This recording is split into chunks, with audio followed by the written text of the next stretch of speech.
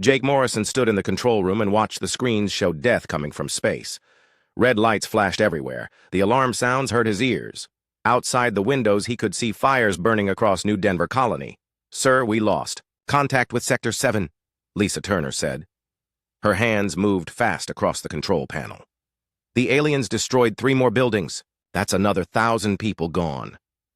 Jake closed his eyes for a moment. 50,000 people lived on this planet when the attack started 3 days ago.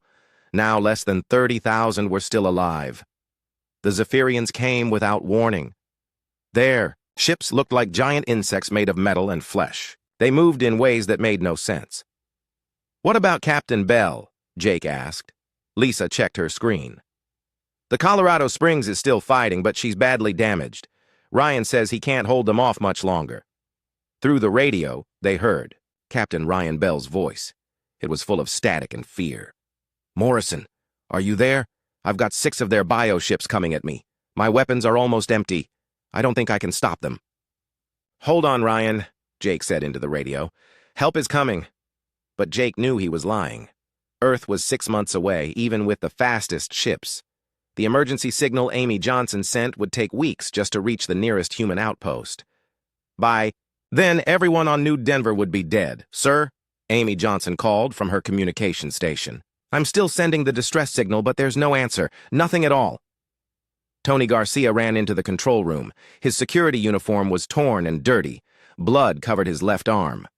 "Jake, the aliens broke through the north wall. My people are falling back to the underground bunkers. We can't stop them with just small weapons." "How long can the bunkers hold?" Jake asked. "Maybe a week if we're lucky," Tony said.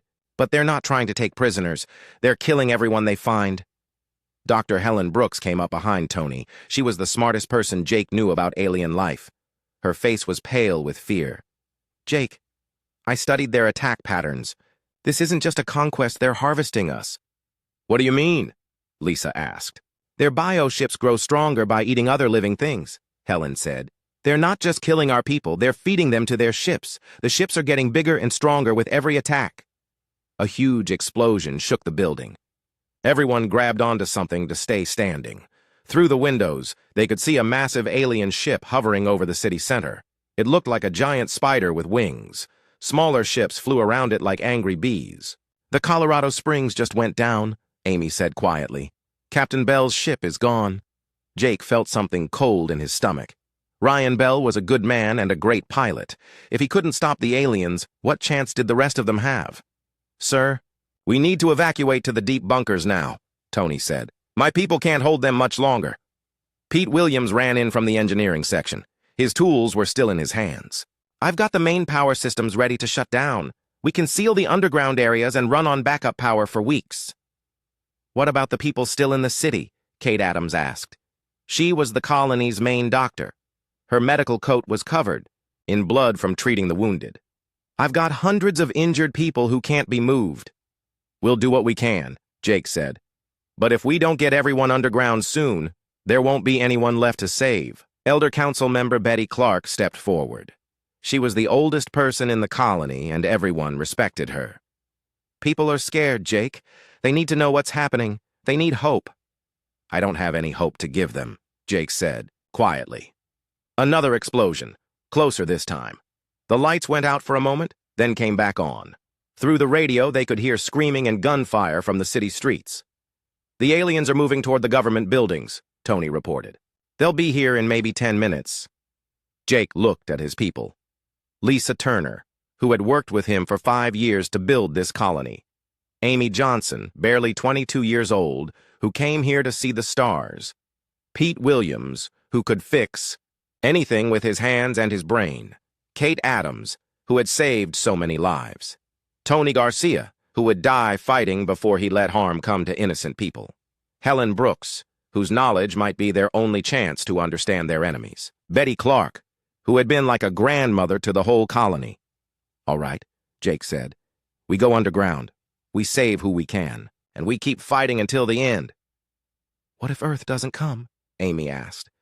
Her young voice shook. Jake put his hand on her shoulder. "Then we make sure the aliens remember that humans don't give up easy." They gathered the emergency supplies. and headed for the elevators that led to the deep bunkers. Behind them, the control room's windows showed the alien ships growing larger in the sky. Soon, New Denver would be nothing but ruins and graves, but in the darkness underground, 50,000 human hearts would keep beating. And somewhere in the cold space between the stars, help was already coming faster than anyone could imagine. Admiral Frank Davis stood on the bridge of the Texas Thunder and watched the stars. His ship moved through space without making a sound. No radio signals, no engine heat, nothing that would tell the aliens they were coming. 6 weeks had passed since the attack on New Denver began.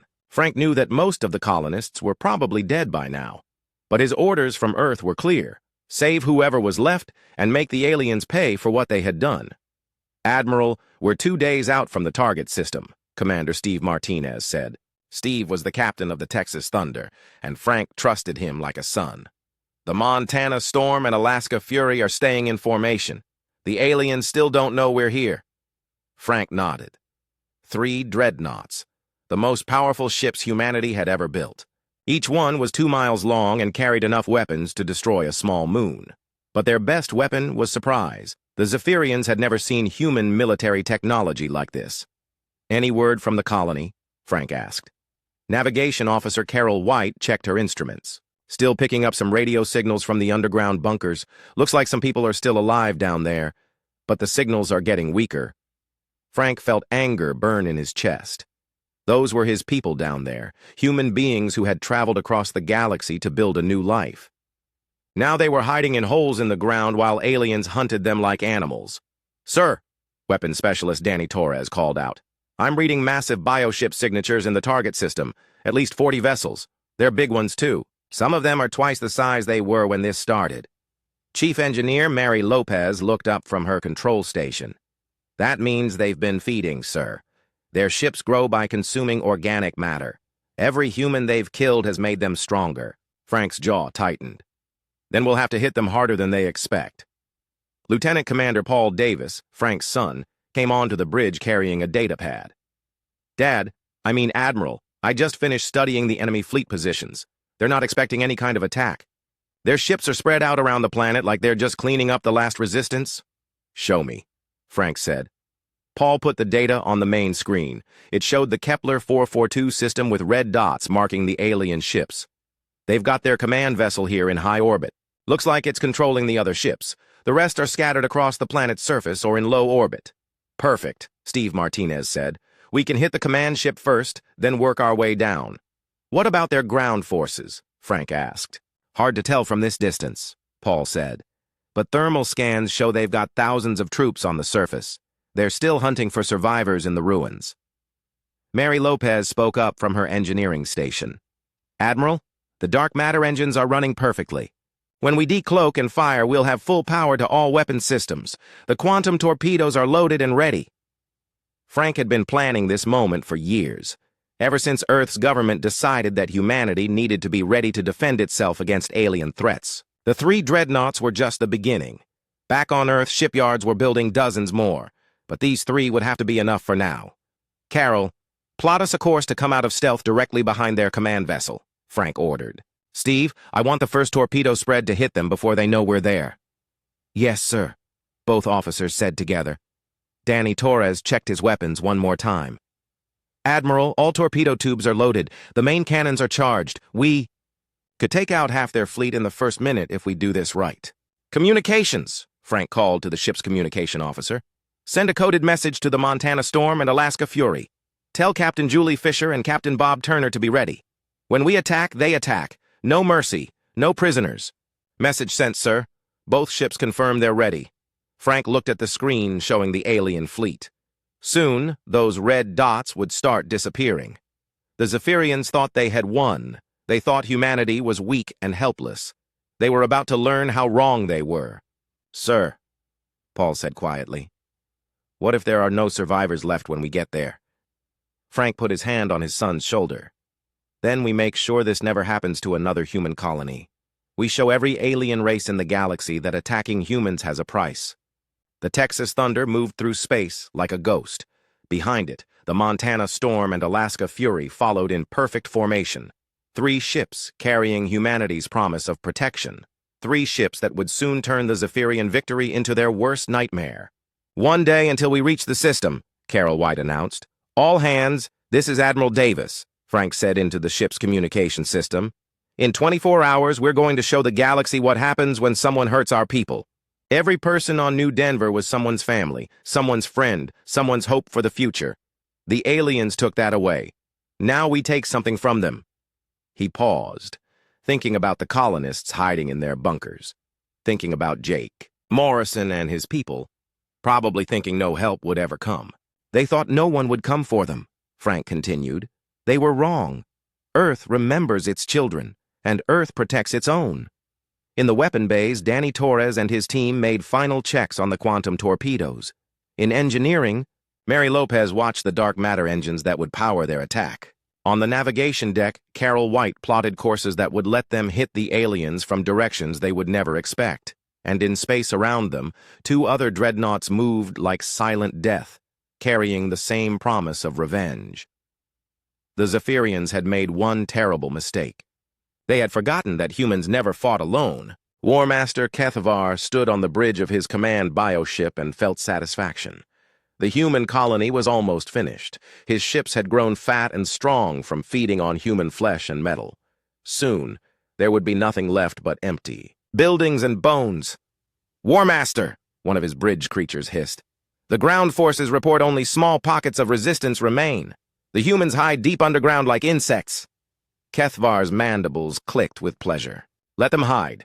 We will dig them out when we are ready. There is no hurry now." He was wrong. 2,000 miles behind his command ship, space itself seemed to tear open. The Texas Thunder appeared from nowhere, its massive guns already turning toward the alien vessel. Commander Steve Martinez smiled grimly as his weapons officer Danny Torres prepared to fire. "All torpedoes fire," Danny said calmly. 6 quantum torpedoes shot across space faster than light. They hit Kethvar's command ship before he even knew something was wrong. The bioship's living armor tried to heal itself, but the quantum energy tore through it like paper. Explosion after explosion ripped through the alien vessel. "What is happening?" Kethvar screamed as his ship shook and burned around him. He would never get an answer. The 7th torpedo hit the command ship's brain center and turned War Master Kethvar into space dust. All across the system, alien bioships suddenly lost contact with their leader. They moved in confused circles, no longer sure what to do. That was exactly what Admiral Frank Davis had hoped for. Montana storm, Alaska. "Fury, you are clear to engage," Frank said into his radio. Captain Julie Fisher's ship appeared from behind the planet's moon. Her guns opened fire on 3 bioships that were attacking the colony's ruins. Chief Engineer Mary Lopez watched her power readings as the dark matter cannons fired again and again. Each shot punched holes through alien ships that had seemed invincible just moments before. "Direct hits on all targets," Julie Fisher reported. 3 bioships destroyed. The Alaska Fury decloaked above the planet's north pole. Captain Bob Turner's weapons found 2 more alien ships trying to escape. Quantum torpedoes caught them before they could jump to hyperspace. The bioships exploded in brilliant blue fire. Down. On the planet's surface, Jake Morrison heard the explosions in the sky above the bunkers. He looked at Lisa Turner, hardly daring to hope. "What's happening up there?" Lisa asked. Amy Johnson was working frantically at her radio equipment. "I'm picking up human communication signals, military frequencies. Someone's attacking the aliens." "That's impossible," Tony Garcia said. "Earth is too far away." "Not anymore," Amy said with tears in her eyes. "It's the Earth Navy. 3 dreadnought ships. They're tearing the alien fleet apart." Jake felt something he hadn't felt in weeks. "Hope! Tony, get your people ready," Jake ordered. "If our ships are winning up there, we need to be ready to fight down here." In space, the battle was turning into a massacre. The human dreadnoughts moved with deadly precision. Carol White's navigation kept the Texas Thunder in perfect position, while Danny Torres fired torpedo after torpedo. Every shot found its target. Every alien ship that tried to fight back was destroyed in seconds. "Admiral, we're reading panicked communications from the surviving bioships," the communication officer reported. "They're trying to retreat." "Don't let them," Frank ordered. "I want every alien ship in this system destroyed. No survivors. No witnesses until we're ready. Paul Davis coordinated the attack patterns from his tactical station. The three human ships moved like dancers, never getting in each other's way, always supporting each other's attacks. It was perfect military coordination. On the planet's surface, the alien ground forces suddenly found themselves cut off from their ships. Their bioweapons began to malfunction without the fleet's support. Tony Garcia led his security teams out of the bunkers for the first time in weeks. "Pete, can you get our defense systems working again?" Jake asked. Pete Williams was already moving toward the equipment rooms. "Give me 10 minutes and I'll have the ground-to-air missiles back online. We can help our ships finish off any aliens that try to land." Dr. Helen Brooks studied the alien equipment they had captured. "Jake, their technology is breaking down. Without their command ship, their bioweapons are dying. It's like cutting the head off a snake." In space, the last few alien ships tried to group together for one final attack. They fired their organic weapons at the Texas Thunder, but Mary Lopez's shields absorbed the damage easily. The human ship's return fire destroyed all of them in less than 30 seconds. "System clear of hostile vessels," Carol White reported. "All alien ships destroyed." Frank Davis allowed himself a small smile. "Paul, take a team down to the planet. Help coordinate with the colonists. Steve, begin search and rescue operations." Commander Martinez nodded. "What about alien survivors? On the ground?" "No mercy," Frank said quietly. "They showed no mercy to our people. We show none to them." The Marines from all three Dreadnoughts began landing on the planet's surface. They carried weapons the aliens had never seen before. Energy rifles that could cut through bioarmor, plasma grenades that burned hotter than suns. The alien ground forces didn't stand a chance. Jake Morrison stood in the ruins of his colony's control room and watched human ships flying overhead. Ships that had come from Earth to save them. Ships that had crossed impossible distances to keep Earth's promise. "Amy, can you contact the fleet?" Jake asked. Amy Johnson's hands were shaking as she worked her radio. "This is New Denver Colony, calling Earth Fleet. Can you hear us? This is Admiral Frank Davis of the Texas Thunder. Jake Morrison, is that you down there?" Jake grabbed the radio microphone. "Admiral, this is Governor Morrison. We've got about 8,000 survivors in the bunkers. We thought we were all going to die." "Not today, Governor," Frank's voice came back, strong and sure. "Earth doesn't abandon its children. We're here to take you home if you want, or to help you rebuild if you'd rather stay." Jake looked around at his people. Lisa Turner was crying, with relief. Tony Garcia was already planning how to rebuild their defenses. Pete Williams was making lists of what they would need to fix. Kate Adams was getting ready to treat the wounded. "Admiral," Jake said into the radio, "we'd like to rebuild, but this time we'd like some of those big ships to help us." Frank Davis laughed. "You'll have all the help you need, Governor. Earth is building a lot more ships just like these, and every single one of them carries the same message: humanity protects its own." The alien ground forces were running out of places to hide. Without their bioships in orbit, their weapons stopped working properly. Their armor was breaking down. Their communication systems were dead. They were trapped on a planet with angry humans who remembered what had been done to their families and friends. Commander Steve Martinez stood in the ruins of New Denver's main square and coordinated the hunt. His Marines worked with Tony Garcia's security teams to search every building, every tunnel, every hole where aliens might be hiding. "Sector 12 is clear," came a report over the radio. "Found 3 alien bodies, but they were already dead. Looks like their biosystems failed when we destroyed their command ship." Jake Morrison walked through the rubble of what used to be his home. The aliens had destroyed so much, but they hadn't destroyed the human spirit. Already, people were coming out of the bunkers and starting to clean up, starting to rebuild. "Governor," Lieutenant Commander Paul Davis called out. He was leading a squad of Marines down from the orbital ships. "My father wants to meet with you about setting up permanent defenses." "Tell the Admiral I'll be happy to talk," Jake said. "But first, I want to make sure we get all our people out of the bunkers safely." Dr. Kate Adams had set up a medical station in the old school building. It was one of the few buildings the aliens hadn't completely destroyed. She worked with medical teams from the Dreadnoughts to treat the wounded and sick. Many people had been hurt during the weeks underground. "How many casualties?" Paul asked. Kate looked tired but determined.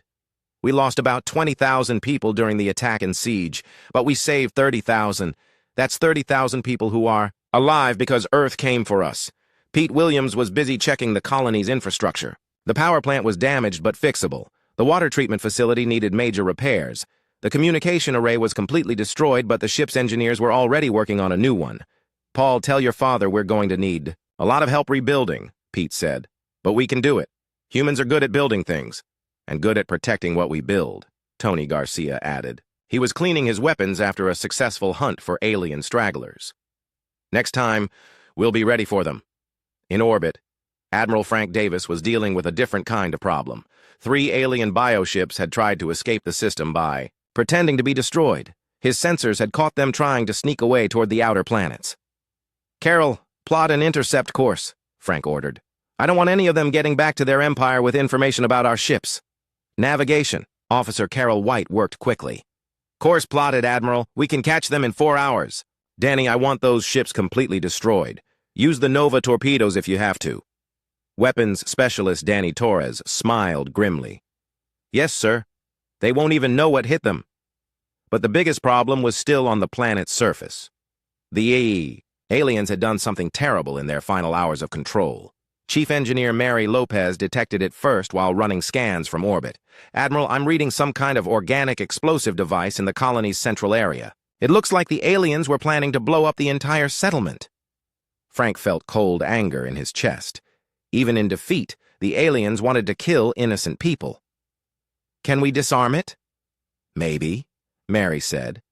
But we'd need someone who understands alien biotechnology. That would be me, Dr. Helen Brooks said over the communication channel. She was already on her way to the device with a team of engineers from the ships. I've been studying their technology for 6 weeks. I think I can figure out how to stop it. Jake Morrison insisted on going with her. If this thing blows up, I want to be there. These are my people. The alien device was hidden under the colony's main power station. It looked like a giant organic heart pulsing with sick green light. Tubes connected it to the power systems and the water supply. If it exploded, it would poison everything for miles around. It's designed to go off if they lose contact with their command ship for more than 12 hours, Helen explained. We destroyed their fleet 8 hours ago. We've got 4 hours to stop this thing. Pete Williams studied the device with his engineer's eye. Can we just cut the power to it? No, Helen said. That would trigger it immediately. We need to fool it into thinking the command ship is still alive. Mary Lopez came down from orbit with a team of technical specialists. What if we use one of our communication arrays to send it the right signals? That might work, Helen said. But I need to understand their communication codes first. For 3 hours, they worked to crack the alien system. Helen translated the biosignals while Mary and Pete figured out how to make human technology speak alien language. Jake watched the device's countdown timer and tried not to think about what would happen if they failed. Got it, Helen said finally. Sending the false signal now. The organic device pulsed once, twice, then went dark. The countdown stopped. Bomb disarmed, Pete announced. We can safely remove it now. Jake felt like he could breathe again. Dr. Brooks, I owe you a drink. A big one. I'll take you up on that, Helen said with a tired smile. Meanwhile, in space, the Texas Thunder had caught up with the fleeing alien ships. They never had a chance. Danny Torres's Nova torpedoes hit them at the same moment, creating 3 brief new stars that lit up the dark between the planets.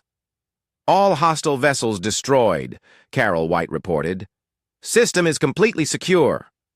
Admiral Frank Davis looked at the planet below. He could see lights starting to come on in the colony as people worked to rebuild their homes.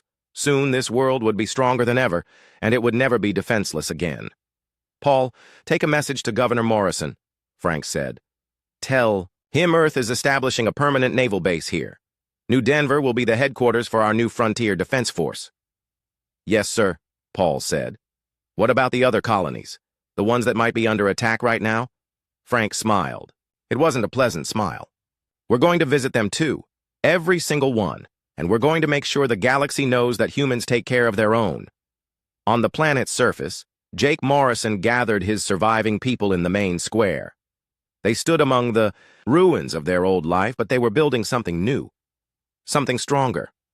The aliens thought they could destroy us, Jake said. They thought no help would come. They were wrong about both things. We're still here, and Earth will always come for us. Lisa Turner stepped forward.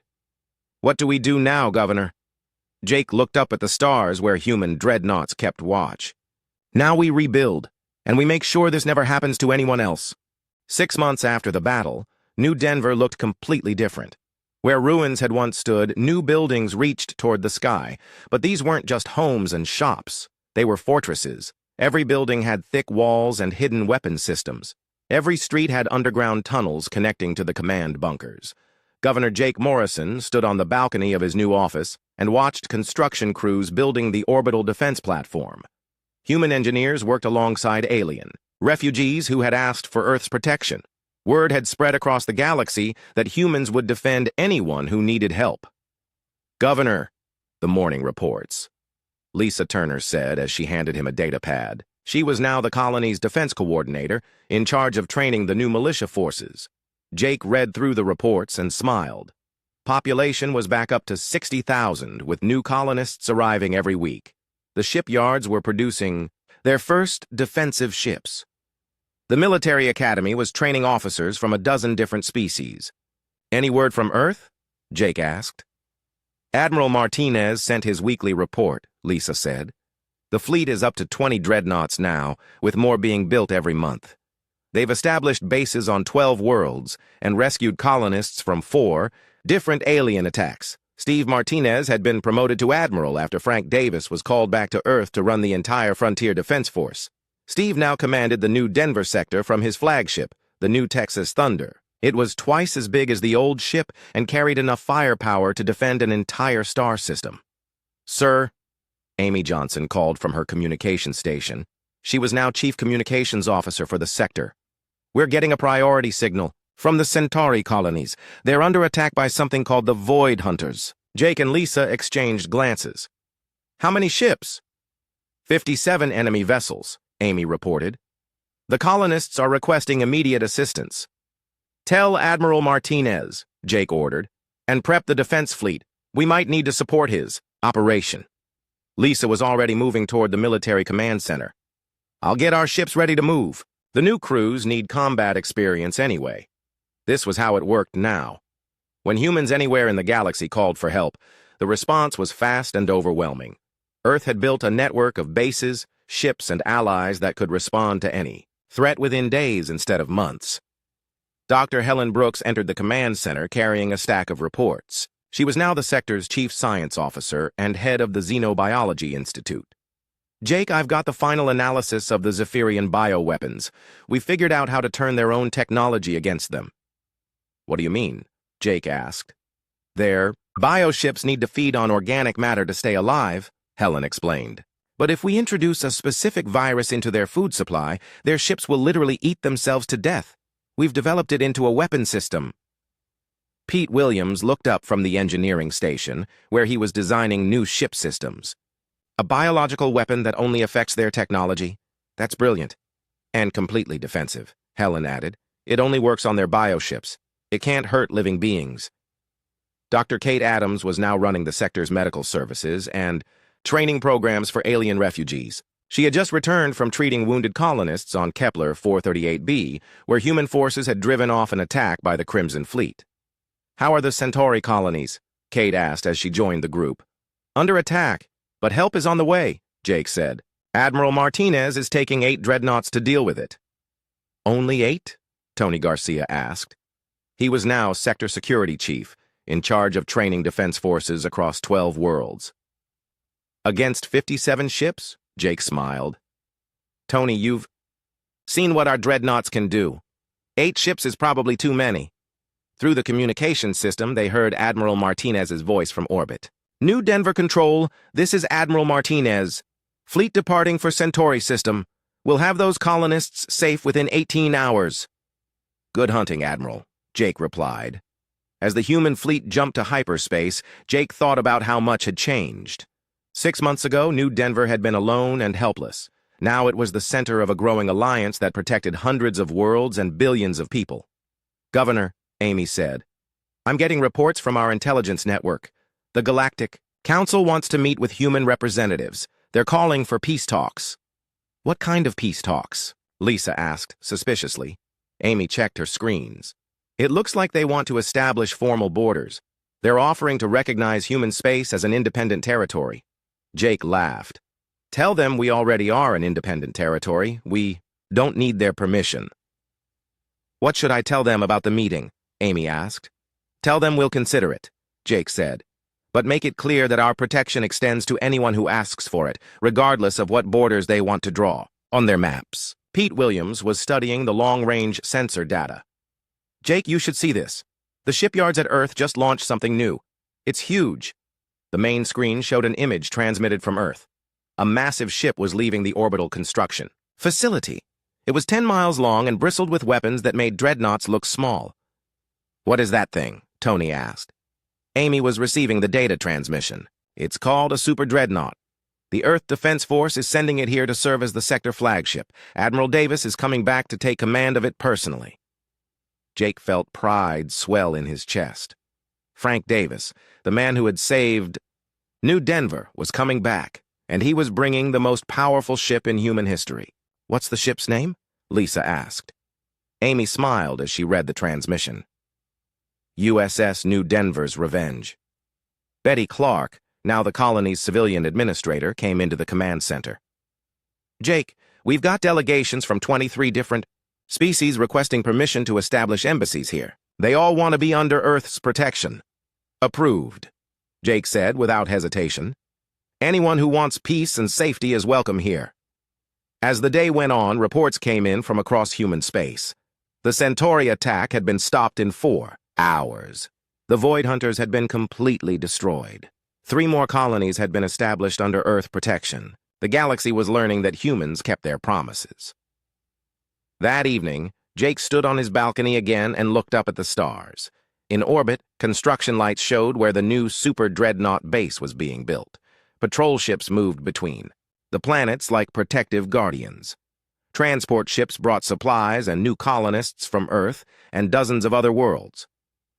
Amy's voice came over the communication system one more time.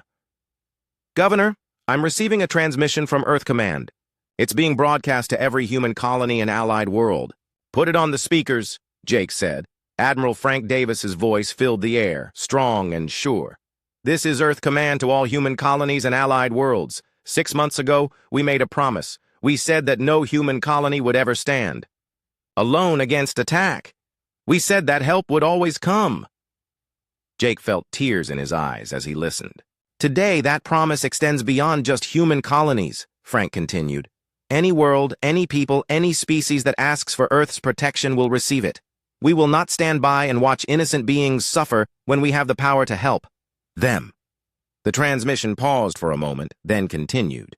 To those who would threaten peaceful people, remember what happened to the Zephyrians. Remember what happened to the Void Hunters.